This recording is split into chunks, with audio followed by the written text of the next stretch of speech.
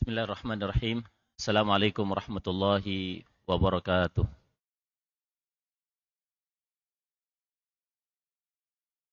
Alhamdulillah, wassalatu wassalamu ala rasulillah wa ala alihi wa sahbihi wa mawalah la hawla wa la quwata illa billah. Jemaah salat zuhur yang dirahmati Allah Subhanahu wa taala. Pada siang hari ini insyaallah kita sama-sama belajar tentang satu ilmu yang dimana ilmu ini adalah salah satu ilmu yang langka. Ilmu yang dihimpun oleh para ulama sehingga ilmu ini kemudian dikaji oleh orang-orang terdahulu sampai kemudian mereka membuat kitab demi kitab kemudian mengumpulkan informasi sampai informasinya sampai kepada kita. Bapak Ibu yang dirahmati Allah Subhanahu wa taala, tema kita adalah ulumul Quran. Teori-teori tentang ilmu Al-Quran. Belum kemudian kita akan mempelajari apa sih ilmu Al-Quran itu, maka paling tidak pertemuan kali ini kita akan berbicara muqaddimah. Ulumul Quran ini adalah salah satu ilmu yang kemudian sangat diperhatikan oleh para ulama.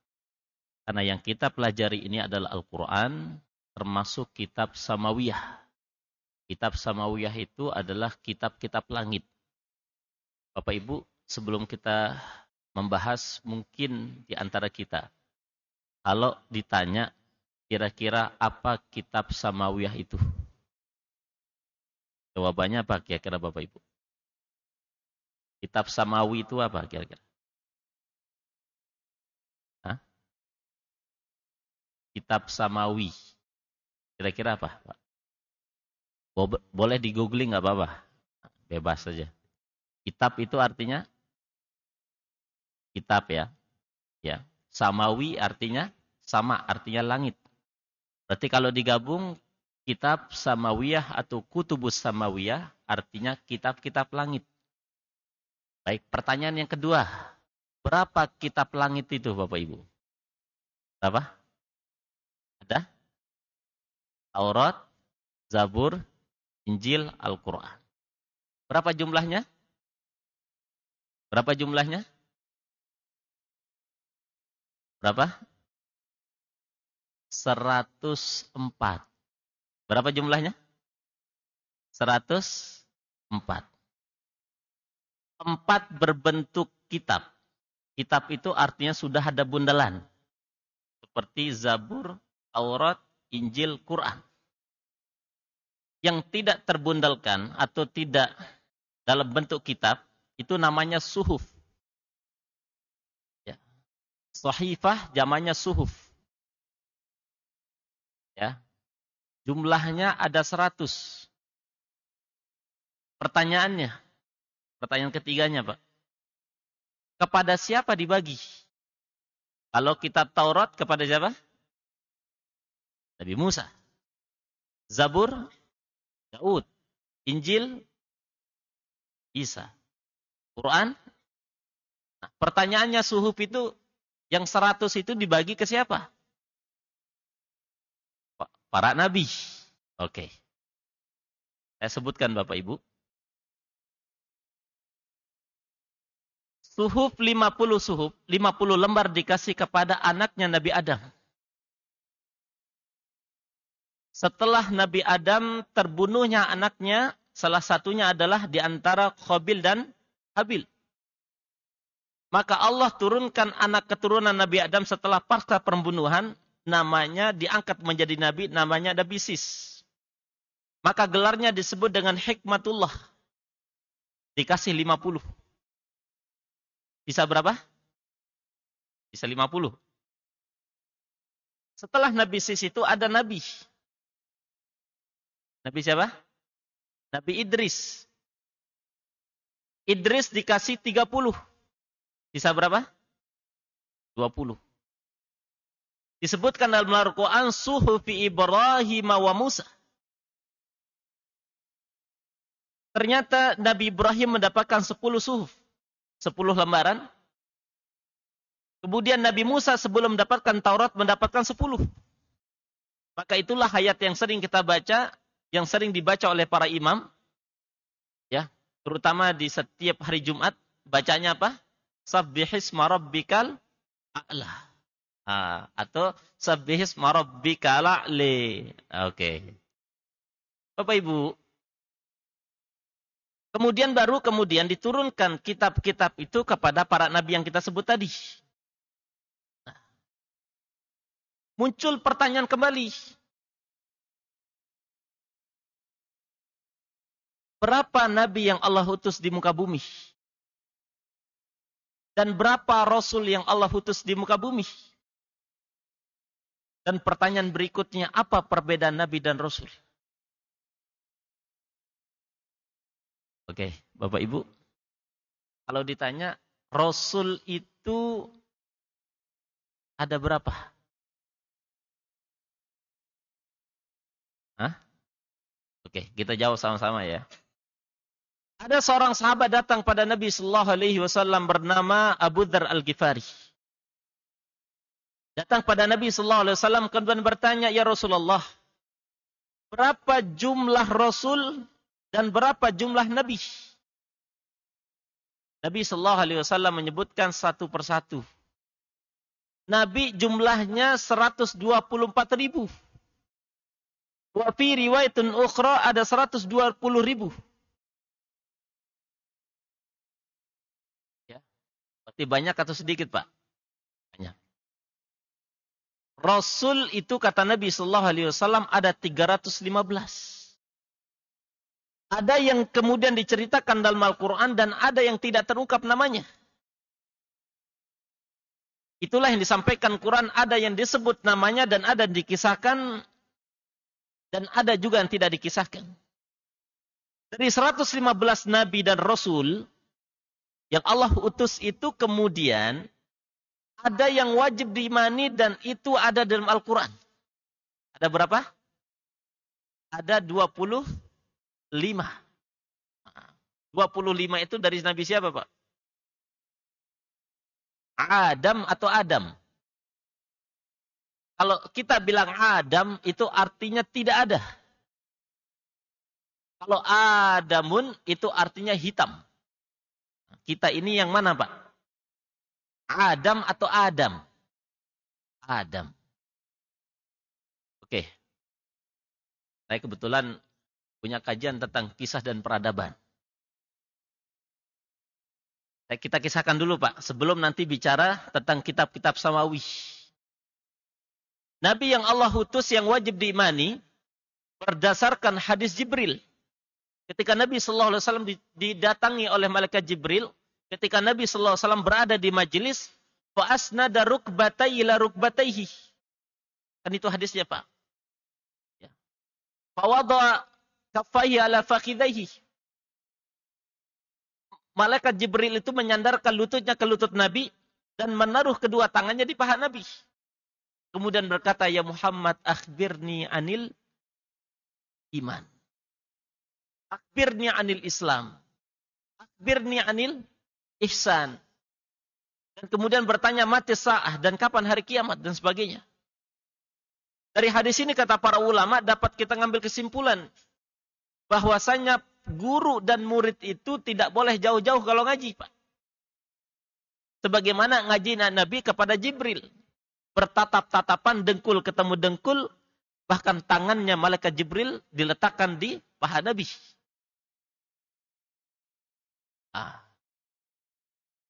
Baik. Di antara salah satu jawaban Nabi sallallahu alaihi wasallam itu tentang rukun iman itu adalah percaya kepada para nabi dan kitab-kitab.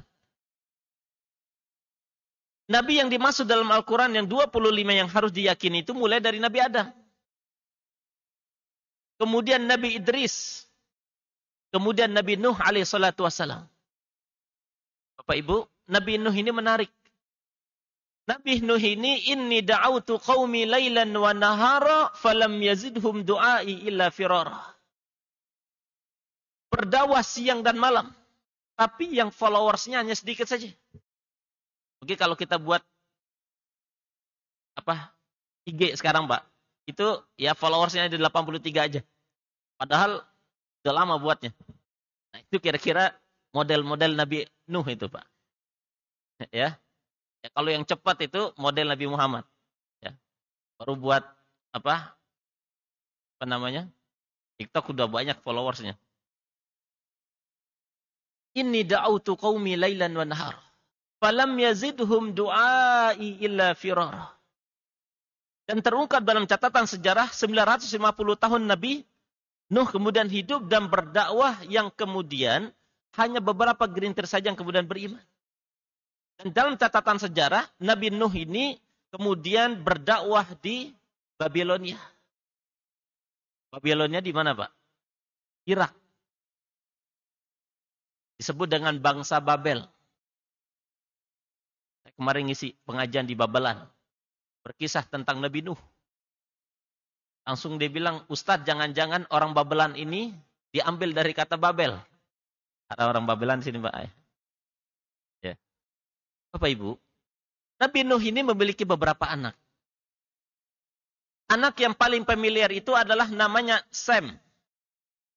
Sam inilah yang kemudian nanti akan melahirkan keturunan orang-orang Arab dan bangsa Semitik, termasuk Eropa.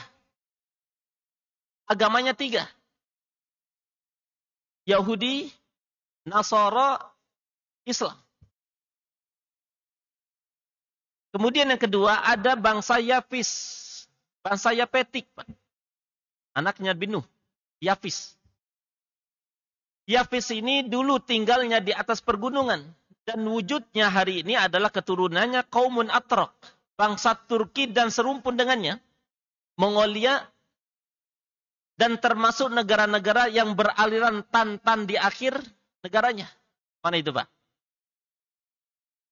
Pakistan, Tajikistan. Mana lagi? Banyak. Uzbekistan.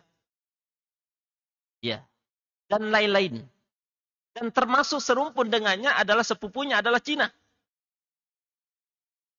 Makanya kenapa dalam catatan sejarah geopolitik dunia, orang-orang Eropa Timur yang kemudian diakui oleh atau dikuasai oleh Rusia dan sebagainya, itu tidak pernah akur dengan benua biru. Kenapa, Pak? Karena beda genetik. Satu keturunannya Sem, satu keturunannya Yafis. Orang-orang Yafis ini tinggalnya di atas pergunungan, pakaiannya adalah pakaian yang terbuat dari kulit-kulit binatang. Dan suka berperang dan orang-orangnya kuat-kuat, Pak. Coba lihat sekarang, Pak. Kalau kita lihat UFC itu, Pak. Itu rata-rata pemenangnya dari mana? Rusia. Kan gitu, Pak. Itu kata para ulama berasal dari bangsa Yafetik. Yang ketiga, anak Nabi Nuh itu, Pak, itu namanya Ham. Ham itu orang yang rambutnya keriting, kulitnya hitam-hitam, orangnya besar-besar. Maaf, bibirnya tebal. Mana itu, Pak? Bangsa Afrika. Nah, ada juga anaknya bernama siapa? Kan'an. Ketika ayahnya mengatakan nanti akan terjadi banjir, maka naik bersamaku, kata ayahnya. Maka anaknya mengatakan, Sa'awi ila jabani asimuni minal ma. Aku akan pergi ke mana? Ke gunung supaya tidak diterjang ombak. Maka pada saat yang sama, maka terjang ombak terjadi di zaman Nabi Nuh. Maka para ulama menyebutkan di antaranya Imam Ibnu Katsir, seluruh permukaan bumi ini tenggelam. Walaupun ada 3 pandangannya. Ada yang mengatakan bumi itu tenggelam, ada setengah, ada sebagian wilayah bangsa Babilonia saja. Dalil yang mengatakan Allah wa idh yarfa'u Ibrahimul qawa'ida minal baiti wa Ismailu rabbana. Ini menjadi dalil bahwasanya Makkah yang begitu jauh jaraknya dengan Irak pada saat yang bersamaan runtuh itu Ka'bah. Maka yang menaikkan Ka'bah nanti adalah Nabi siapa? Ibrahim dan Ismail. Nah, ini dalil bahwasanya tenggelamnya dunia itu di zaman Nabi Nuh itu terjadi. Nah, kemudian perlu diriset kembali, Pak. Oke. Tiga keturunan Nabi Nuh itulah yang kemudian menempati dan memenuhi dunia hari ini. Nah, kira-kira ya, orang Citayam kayak kita ini Pak, orang Bekasi, orang mana lagi Pak? Orang Ponogede. Kira-kira dari mana Pak? Keturunan siapa nih? Hah? Mana orang Citayam nih, mohon maaf. Kira-kira orang mana? Keturunan bangsa Yapetik dengan Ham. Apa istilahnya blasteran, Pak. Baik. Dari keturunan Sam itu lahir Azar. Azar ini dalam bahasa Qur'annya inna abahu Azar. Bapaknya Ibrahim itu adalah Azar. Dalam bahasa Taurat disebut dengan Taruh. Tapi karena kita membahas Quran, maka kita akan menggunakan versi Quran.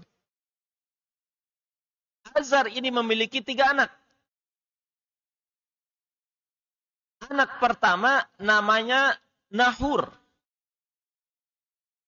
Siapa? Nahur. Anak yang kedua Ibrahim. Ya. Orang sana bilang Abraham. Makanya ada pesepak bola itu siapa namanya Pak? Abrahamovic ya. Ibrahimovic atau Abraham? Ya itulah gitu ya. Ya. Nahur, Ibrahim, Haron.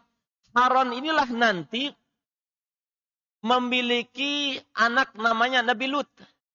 Sehingga Nabi Lut itulah keponakan siapa? Nabi Ibrahim.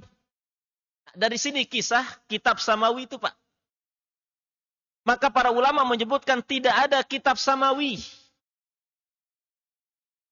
Dan tidak ada Nabi dan Rasul yang Allah utus yang begitu banyak tadi. Kecuali turunnya dari keturunan Ibrahim dari 2 sumber. Dari Ismail dan dari Ishak. Setelah Nabi Ibrahim diutus, tidak ada Nabi yang muncul kecuali datangnya dari Nabi Ibrahim.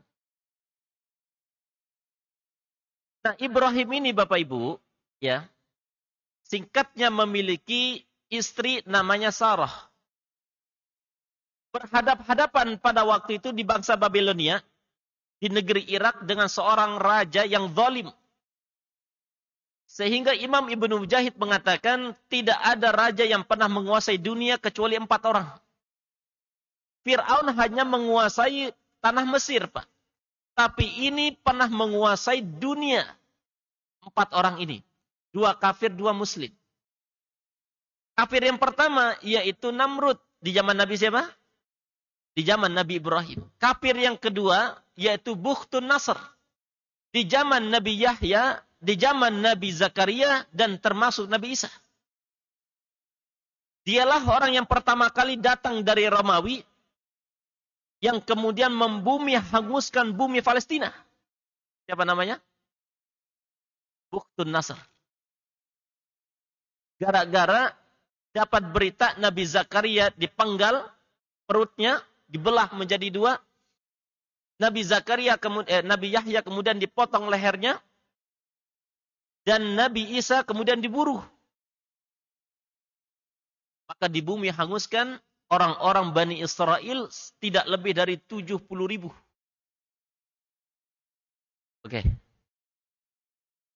Nabi Ibrahim mendapatkan 10 suhuf. Mendakwahkan tauhid. Maka disebut gelarnya Abul Anbiya. Kenapa disebut dengan Abul Anbiya? Karena tidak ada Nabi dan Rasul setelah Nabi Ibrahim. Maka Nabi dan Rasul itu pasti turunnya dari Nabi Ibrahim. Maka gelarnya Abul Anbiya.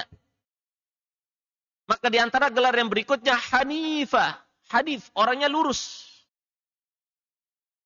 Makanya kenapa Azar, seorang bapaknya yang memahat patung Pak. Dan dia jual kepada rakyat Irak pada saat itu, disuruh anak-anaknya untuk menjual patung tersebut. Haran disuruh menjual. Laku Pak patungnya. Nahur disuruh jual, laku. Tapi giliran Nabi Ibrahim menjualnya, nggak pernah laku-laku Pak. Maka Nabi Ibrahim itu disebut dengan Hanifan wa ma kana minal musyrikin. Dia adalah orang yang sangat lurus, disebut dengan Abu Tauhid, dan dia bukan orang yang pernah melakukan praktek kesyirikan. Nabi Ibrahim. Nah, ini panjang Pak ini ceritanya nanti kalau saya ceritakan. Saya ringkas saja. Dan Nabi Ibrahim ini suatu ketika disuruh ngejual ke pasar. Bagaimana jualannya kemudian mau terjual? Setiap dia bawa dagangan patung ayahnya, ya, maka dia mengatakan ishtaru ma la yanfa'uka wa ma la yadurruka. Wahai orang-orang bersini, beli ini patung. Ini patung gak akan memberikan mudarat dan tidak akan memberikan manfaat. Bagaimana mau laku? Kalau marketing sekarang gimana Pak? Kelebihannya ini, ya, produk ini hebat dan sebagainya, kan begitu. Kalau dia enggak, dia mengatakan ishtaru ma la yanfa'uka wa la yadurruk. Beli ini. Tapi masalahnya enggak bisa kasih manfaat, enggak kasih mudarat. Maka wajar suatu ketika dia bawa ke pinggir sungai. Ketika dia bawa ke pinggir sungai, ishrabu, disuruh minum oleh Nabi Ibrahim. Nah, dari sinilah kemudian permusuhan terjadi di antara bapaknya. Maka wajar kalau disebut dengan Abu Tauhid. Bapaknya Tauhid. Singkat cerita, berhadap-hadapan dengan sang raja. Namanya Raja Namrud. Yang pernah menguasai hampir seluruh permukaan dunia. 2 kafir, 2 muslim. Muslim yang dua siapa? 1, Nabi Dzulqarnain. Nabi Dzulqarnain itu Bapak Ibu, ya, menarik sekali ceritanya, pernah melakukan ekspedisi perjalanan mengitari dunia 500 tahun. Dan bertemu dengan satu kelompok manusia yang tidak pernah berinteraksi dengan dunia luar. Dan Nabi Dzulqarnain ini harus kemudian mempersiapkan 40 menterjemah untuk memahami bahasanya. Maka permintaannya itulah yang termaktub dalam Quran surah Al-Kahfi di akhir-akhir surat Al-Kahfi. Apa permintaannya?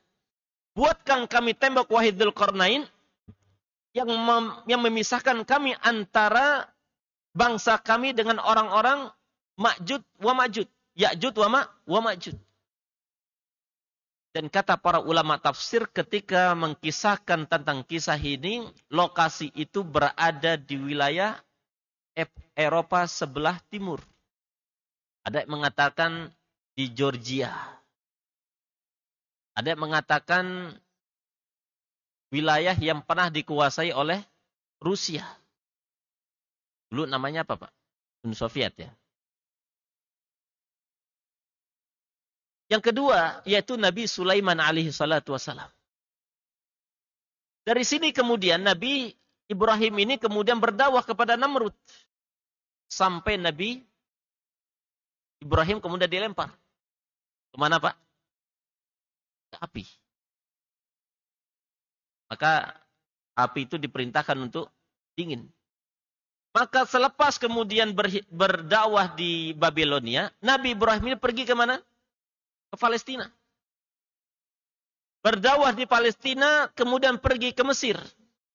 Di Mesirlah ketemu dengan raja-raja Mesir. Nah, raja-raja Mesir itu kemudian menghadiahkan seorang putri raja yang dulu rajanya sudah ditawan oleh raja sebelumnya. Dialah Hajar. Dinikahi oleh siapa? Ibrahim. Karena Sarah belum memiliki anak, maka Hajar lebih dahulu memiliki anak. Jarak antara Ismail dengan Nabi Ishak itu 13 tahun, Pak. Maka Hajar dititipkan di Mekah berdasarkan perintah Allah. Biwadin ghairi dzar'in indaka baital muharram. Dititipkan di Mekah, tidak ada tanaman, tidak ada buah-buahan, tidak ada banyak manusia pada saat itu. Dititiplah seorang bayi kecil dengan seorang istrinya. Hajar, Ismail. Inilah yang menceritakan catatan sejarah nanti munculnya Nabi akhir zaman, yaitu Nabi kita Muhammad SAW. Dan kisah tentang Nabi Ibrahim, tentang Hajar, dan Ismail sampai Nabi kita Muhammad SAW menyumbangsihkan tentang pelajaran haji dan umroh. Begitu Pak. Sejarah haji umroh itu dari mana? Keluarga ini. Nah kemudian Nabi Ibrahim kemudian pulang ke Palestina. Pulang ke Palestina, kemudian sekian tahun lamanya setelah 13 tahun muncul Nabi Ishak. Ternyata Nabi Ibrahim ini istrinya 4, Pak. Berapa? 4. 1 Sarah, 2 Hajar, 3 Konturoh, 4 Hajun binti Amin. Setiap istrinya ditaruh di masing-masing, tidak ditaruh bersamaan. Ini menunjukkan para ulama ya, memberikan catatan penting bagi laki-laki yang pengen berpoligami, jangan satu komplek. Rentan kemudian piring kemudian terbang, Pak. 1 ditaruh di Bekasi, 1 ditaruh di Depok, Pak. 1 ditaruh di Tangerang misalnya. Ini sunatullahnya siapa? Ibrahim. 1 ditaruh di Mekah, 1 di Palestina, 1 di Syam dan sebagainya. Singkat cerita, Nabi Ismail, ya, Nabi Ishak, ini nanti akan melahirkan seorang nabi yang bernama Nabi Yakub. Nabi siapa, Pak? Yakub. Nabi Yakub ini nanti memiliki 12 anak dari 4 istri yang berbeda. Yakub itu memiliki berapa? 4 istri. Jadi di sini kemudian para ulama memberikan catatan penting bahwa sunnah poligami itu bukan datang dari Nabi. Seringkali kemudian kita menisbatkan sunnah poligami itu dari siapa? Ingin sunnah Nabi poligami. Padahal banyak sunnah Nabi yang kita tidak lakukan. Yakub, nama lainnya Israel. Maka anak keturunan Yakub disebut dengan Banu Israel. Anak yang paling familiar itu Nabi Yusuf. Yusuf nanti menjadi orang hebat di Mesir. Karena Nabi Yusuf orang yang terbuang dari saudaranya. Sehingga Nabi Yusuf ketika masih kecil, dia pernah bermimpi, Inni ra'aitu ahada asyara kawkaba wasyamsa wal qamara ra'aituhum lisajidin. Wahai ayahku, sesungguhnya aku melihat 11 bintang. 1 rembulan, 1 matahari sujud kepadaku. Maka para ulama mufassir memberikan takwil mimpi daripada Nabi Yusuf. Apa takwil mimpinya? 11 itu adalah anak keturunan Yakub. Rembulan itu ibunya Yusuf. Ayahnya adalah matahari. Nah, Nabi Yusuf ini memiliki saudara yang paling dekat, namanya Bunyamin. Kenapa Bunyamin dengan Yusuf kemudian dibenci oleh 10 saudaranya? Karena dia satu ibu. Nama ibunya Rahil. Siapa? Rahil. Nabi Yusuf nanti memiliki keturunan dan Nabi, itu Nabi Ilyasa. Nabi siapa? Dari Bunyamin lahir para Nabi dan para Rasul, nanti namanya Nabi Yunus yang ditelan ikan hiu. Maka Nabi Yunus ini ketika ditelan ikan hiu, maka dia memiliki kosakata dalam Quran yang begitu luar biasa. Sehingga para ulama menyebutkan barang siapa yang berdoa dan menyertakan kalimat-kalimat yang diucapkan oleh Nabi Yunus ini, tidak akan pernah tertolak doanya. Apa doanya? La ilaha illa anta subhanaka inni kuntu minadz zalimin. Itu doanya Nabi Yunus. Sehingga dimuntahkan oleh siapa? Oleh ikan hiu. Nah, anak yang keempat, yang ketiga, Pak, dari Yakub itu disebut dengan Lewi. Maka disebut dengan bangsa Lewi. Nah, Lewi ini banyak kemudian diambil kata ini oleh orang-orang Eropa, hari ini disebatkan namanya. Pemain-pemain bola banyak yang namanya Lewi, Pak.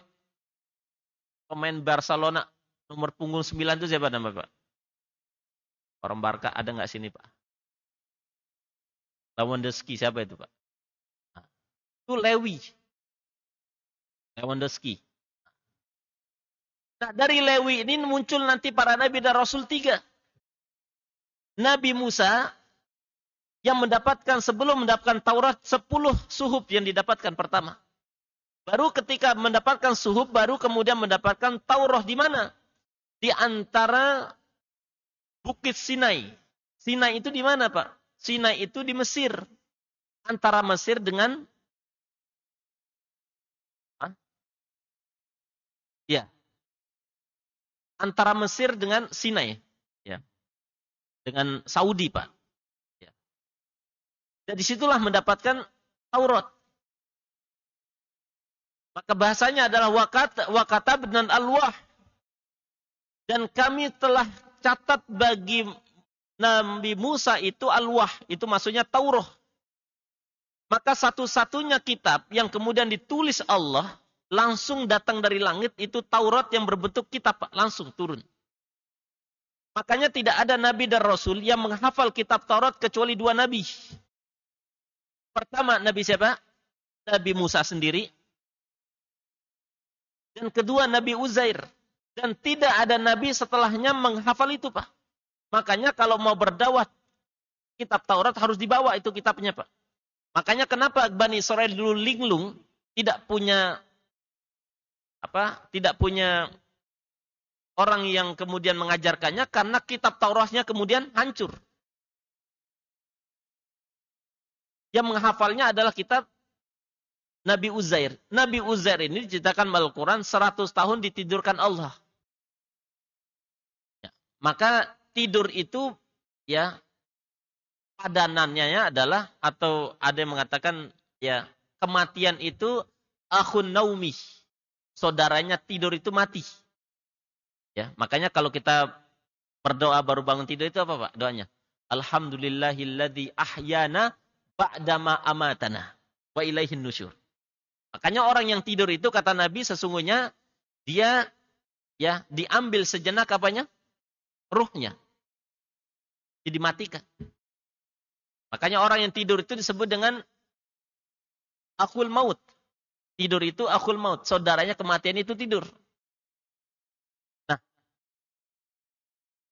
Lewi, Nabi Musa, Nabi Harun, ya, dan Nabi Ilyas.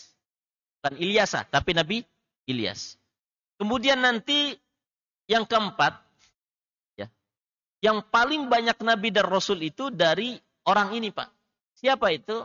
Dari Yahuda. Bahkan nama ini kemudian diambil nanti sebagai salah satu nama entitas ya orang-orang Zionis Yahudi hari ini, diambil dari kata Yahuda. Yang nanti anak keturunannya nabinya cukup banyak. Dan bahkan orang-orang hebat tercatat dari keturunan ini. Makanya Bani Israel dari keturunan ini dikatakan Allah Subhanahu wa taala mereka memiliki keutamaan di atas orang lain, Pak. Siapa orang-orang hebat turun setelahnya? Yaitu Talut. Talut itu siapa? Raja yang berhadapan-hadapan dengan Raja Jalut. Talut memiliki dua putri yang dinikahi nanti oleh Nabi Daud. Nah, Daud inilah yang mendapatkan kitab Zabur. Zabur ini Bapak Ibu tidak ada syariatnya. Dia mengikuti syariat Nabi Musa. Ya. Di situ ada doa-doa, syair, ya, kemudian pujian-pujian pada Allah Subhanahu wa taala. Nabi Daud. Nabi Daud nanti memiliki anak namanya Nabi Sulaiman. Selain dia menjadi nabi, dia juga rasul dan dia juga raja. Maka ada film namanya King Solomon. Ya, Raja Sulaiman. Dan hebatnya Nabi Sulaiman ini mampu menguasai bangsa manusia, bangsa jin, bahkan bangsa binatang. Satu-satunya orang yang mampu berkomunikasi bangsa binatang yaitu Nabi Sulaiman. Maka berkomunikasi dengan semut, Pak. Maka kalau ada orang hari ini mampu berkomunikasi dengan semut itu bohong. Ya, ngobrol dengan bangsa semut, ya. Itu bohong itu, Pak, ya. Lanjut, cepat. Ini udah jam 1. Nabi Sulaiman memiliki anak keturunan itu Nabi Zakaria. Zakaria memiliki istri namanya Alisobat. Alisobat ini, ya, makanya ada Raja Alisabat. Raja mana itu, Pak? Raja Inggris ya. Nah, Raja Inggris itu namanya Alisobat. Alisabat.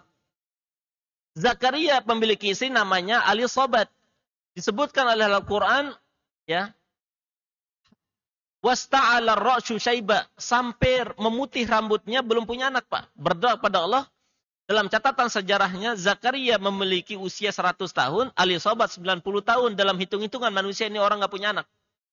Tetapi saking gigihnya berdoa pada Allah, wasta'ala ar-ra'syu syaiba, sampai memutih rambutnya, maka dikasih anak namanya Nabi Yahya. Zakaria dan Yahya diutus Allah di Yordan, Urdun. Yordania hari ini, Pak. Setelah 3 bulan Yahya lahir, maka muncullah Nabi Isa. Isa di mana? Di Palestina. Isa lahir dari Maryam. Maryam tidak punya suami. Maka atas inilah kecurigaan inilah nanti alasannya kenapa Nabi Yahya, Nabi Isa pengen dibunuh. Karena orang-orang Yahudi mengatakan tidak mungkin orang punya anak kalau nggak punya suami. Kan begitu, Pak, logikanya. Maka siapa orang yang paling pertama kali datang ke dan sering datang ke Maryam? Nabi Zakaria. Wa kafalaha Zakaria kullama dakhala 'alaiha Zakaria al-mihraba wajada 'indaha rizqa. Kan ini Quran bercerita, Pak. Karena sering mondar-mandir, Nabi Zakaria kemudian datang ke Maryam untuk kemudian mendidik Maryam. Inilah kecurigaan besarnya kenapa kemudian Maryam bisa hamil. Orang Yahudi mengatakan dizinai oleh siapa? Nabi Zakaria. Padahal Zakaria itu adalah keponakannya Maryam. Maaf. Maryam itu keponakannya Nabi Zakaria. Kok bisa? Nah, Maryam ini memiliki ayah namanya Imran. Imran memiliki istri namanya Hana. Hana ini ya saudara dengan Alisobat. Berarti apanya? Saudara Hana dengan Alisobat. Berarti keponakan. Paman mendidik anak, mendidik keponakannya wajar atau tidak? Wajar. Maka dari sinilah kemudian cerita Nabi Zakaria digorogaji, Pak. Oleh siapa? Oleh orang-orang Yahudi. Sebelumnya anaknya kemudian disembelih. Nabi Yahya. Kenapa? Karena raja pada saat itu ya minta fatwa ke Nabi Zakaria bahwasanya anak bawaan dia, bawaan istrinya, dia menikahi seorang janda, Pak. Janda ini memiliki anak yang sangat cantik. Ya, pengen sang raja minta fatwa boleh nggak nikah? Dalam aturan Nabi Zakaria dan Yahya nggak boleh. Kenapa? Karena dia sudah menjadi mahram kalau istrinya sudah digauli. Jadi raja ini namanya Hadad bin Hadar, itu dulu tinggal di Syam, di Syria, Pak. Meninggal istri pertamanya, menikahi seorang janda. Janda ini bawa anak perempuan. Anak perempuannya tumbuh besar, kemudian cantik betul, Pak. Ya, sedangkan istrinya sudah tua. Karena istrinya nggak mau kekayaannya kemudian pindah ke orang lain, dia goda anaknya supaya menggoda suaminya. Ya orang dahulu, Pak. Maka sang raja kemudian minta fatwa, kira-kira boleh nggak nikah? Nggak boleh.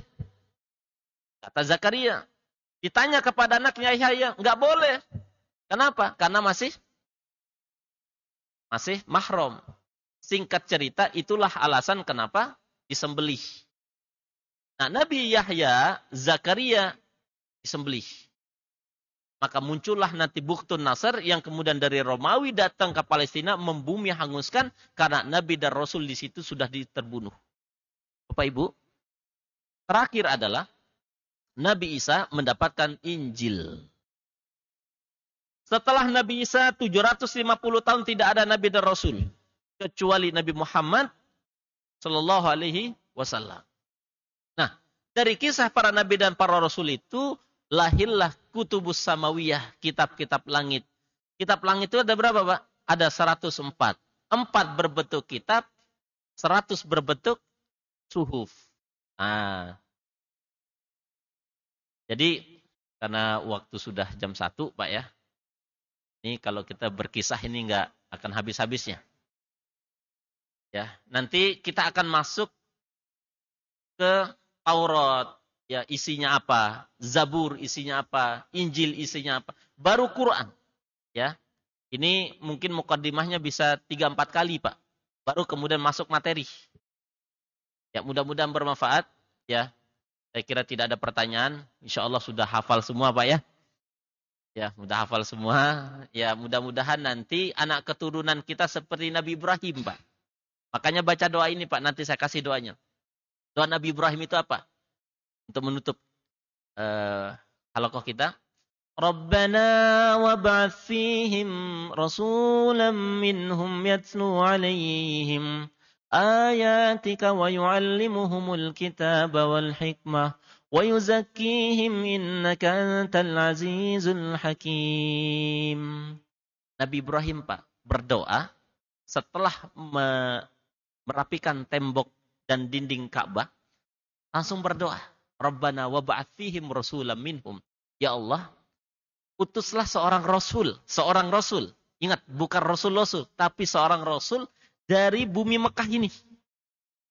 Yang nanti akan mengajarkan kitabmu, yang dengannya kitab itu memberikan petunjuk, dan dengannya anak keturunannya menjadi orang-orang hebat. Itu ditujukan kata para ulama tafsir kepada Nabi Muhammad. Pertanyaannya, berapa jarak antara Nabi Ibrahim dan Nabi Muhammad? Ribuan tahun. Jarak yang paling dekat Nabi dengan Nabi Muhammad siapa? Isa. Isa jaraknya berapa? Sekitar 750 tahun atau 600 tahun khilaf para ulama. Nah, ini menunjukkan bahwa kekuatan doa yang diucapkan oleh orang yang soleh tidak pernah akan tertolak dari langit. Bisa jadi doa itu tidak kita nikmati hari ini, bisa jadi anak kita, bisa jadi anak keturunan. Walaqana ba'uda, kata Imam Qurtubi, mungkin 7 keturunan kita ke bawah akan menikmati setiap untian doa kita. Ini Bapak Ibu, mohon perbanyak doa, mudah-mudahan anak kita menjadi anak-anak soleh dan soleha. Adanallahu wa yakum, assalamualaikum warahmatullahi wabarakatuh.